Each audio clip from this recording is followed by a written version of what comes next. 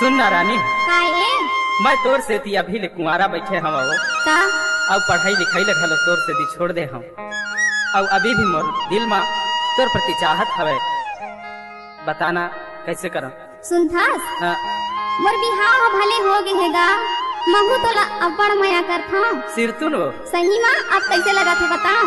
बताना। अब मोला तोर संग रहे के मन करत है। तो एक काम करना। हाँ बता। तुर भी हाथा जोड़ीला छोड़ दे अब मोला बना ले वो। तुर भी हाथा जोड़ीला छोड़ दे अब मोला बना ले वो। अब मोला बना ले वो, अब मोला बना ले वो, अब मोला बना लेना। मोर बिहाता जोड़ीला छोड़ दे ओए अबे ताला बनाऊंगा। मोर बिहाता जोड़ीला छोड़ दे ओए अबे ताला बनाऊंगा।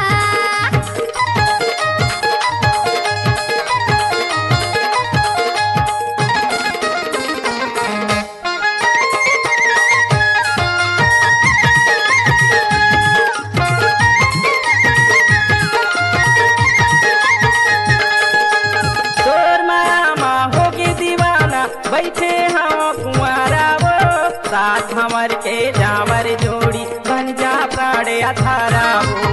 साथ हमर के जावर जोड़ी बन जा प्राणे अथारा वो।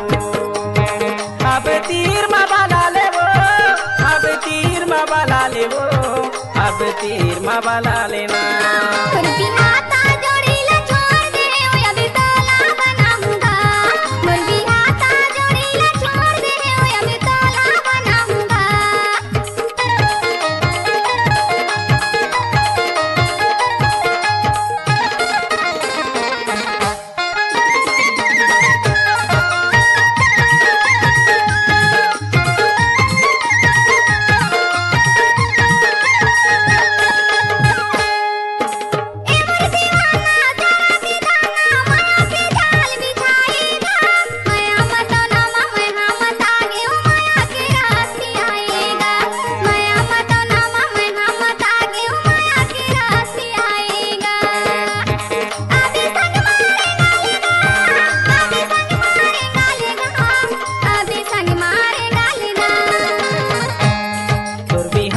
जोड़ीला छोड़ दे अब मोला बना ले वो।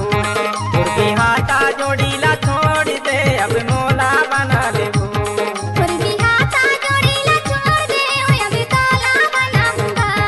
मोर बिहाता जोड़ीला छोड़ दे ओए अबे ताला बनाऊंगा।